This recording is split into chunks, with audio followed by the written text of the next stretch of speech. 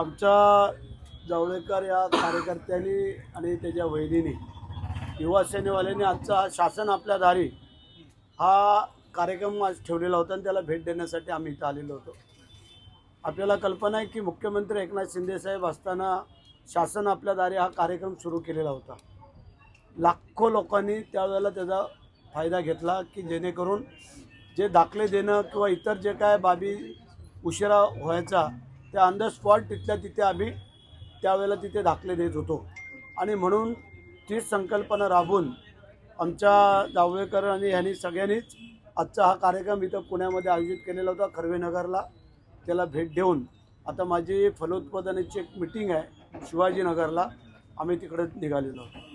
उरणमध्ये एक बोट बुडाल्याची माहिती मिळते, त्याच्या बातम्या देखील आलेल्या आहेत। काय तुमच्याकडे नेमकी काय नाही, माझ्याकडे अजून माहिती नाही मिळाली, परंतु मी आता माहिती घेतो की वस्तुस्थिती काय आहे, की ती बोट नेमकी कुठं चाललेली होती, काय होती, मच्छीमारांची होती का लोकांना घेऊन जाणारी होती आणि त्यात किती लोक होते, काय होते, त्यांचं काय पुढं झालं ते मी जरा कलेक्टर साहेबांकडे थोड्या वेळाने इथला आपला कार्यक्रम संपला का विचारणार। मुंबईमध्ये आज राज ठाकरे आणि मुख्यमंत्र्यांची भेट झालेली आहे। काल बेरचा निकाल लागला, आज लगेच ते सकाळी मुख्यमंत्र्यांना भेटायला गेले। या भेटीनंतर अनेक तर्कवितर्क लढवले जातात। त्यांनी पत्रकार परिषद घेऊन ही काही समस्यांबाबत भेट होते असं सांगितलेलं आहे, पण राजकीय अर्थ काढले जाते। 50 मिनिटं भेट झाली जवळपास। हा बरोबर आहे, सकाळी पाहिलं आम्ही टीव्ही चॅनलला सगळ्यालाच।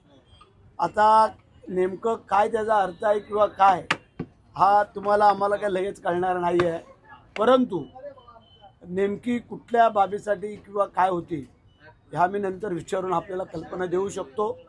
कारण कालच्या ह्या मुंबईमध्ये आलेल्या पाण्यामुळे किंवा महाराष्ट्रामध्ये इथं आलेल्या पुरामुळे किंवा इतर काय गोष्टीसाठी नेमकं ते विचारायला गेले होते का, त्यांचं पर्सनली काय काम होतं त्यासाठी गेले होते का, पुढच्या काय रणनीती आखण्यासाठी गेले होते हे आपल्याला आत्ताच कळणार नाही, परंतु 1-2 दिवसामध्ये कळेल। तुम्ही जी लाडकी बहीण योजना राबवलेली आहे त्याच्यामध्ये अनेक सरकारी कर्मचाऱ्यांनी त्याचा लाभ घेतला, आता ते समोर आलेलं आहे। सरकार आता त्यांच्यावर कारवाई करते, पण या सगळ्याला उशीर होते असं वाटत नाहीये का? तात्काळ कारवाई केली तर याचा जे मुख्य लाभ घेणाऱ्या महिला आहेत त्यांना याचा लाभ मिळू शकतो।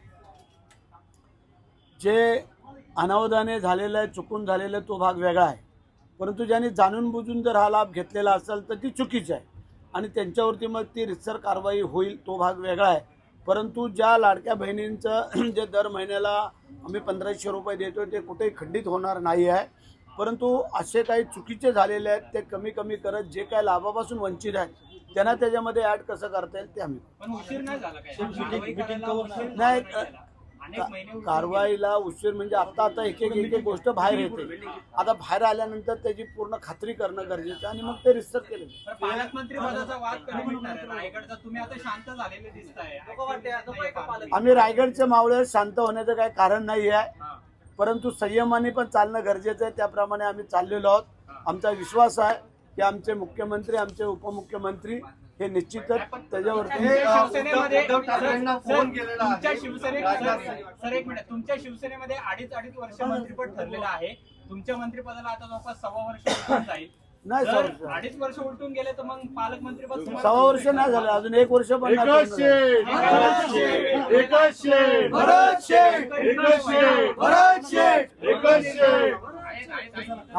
लवकर निर्णय व्हायला व्हावा असं वाटत नाही।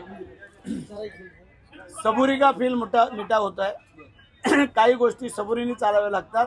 साईबाबांचे शब्द आहेत, सबुरी श्रद्धा आणि सबुरी, त्याप्रमाणे आम्ही चालेल। आम्ही शिवाजी महाराजांचे मावळे आहोत, बाळासाहेबांचे पायी आहोत, शिंदे साहेबांचे खंदे समर्थक आहोत, त्याच्यामुळे पक्षाला किंवा इतर गोष्टीला काही कुठंही अडथळा येता कामा नये अशा प्रकारे आम्ही चाललेलो आहोत आणि निश्चित रायगडकरांचं स्वप्न पूर्ण होईल। शिवसेनेने ॲप तयार केलंय, एकनाथ शिंदेने आणि शिवसेनेने एक ॲप तयार केले की कुठेतरी भीती वाटते की जी काही बोगस मतदानाचं सध्याची काही चर्चा सुरू आहे त्या अनुषंगाने हे ॲप तयार केले गेले। असं काही नाही आहे की जे कार्यकर्ते पदाधिकारी अलर्ट राहायला पाहिजेत आणि त्याच्या अनुषंगाने झूटमूट काय हे असं काय होत नसतं, आपण पाहिलेलं आहे, परंतु जे काय ॲप तयार केलेलं आहे ते पक्षाच्या हितासाठी।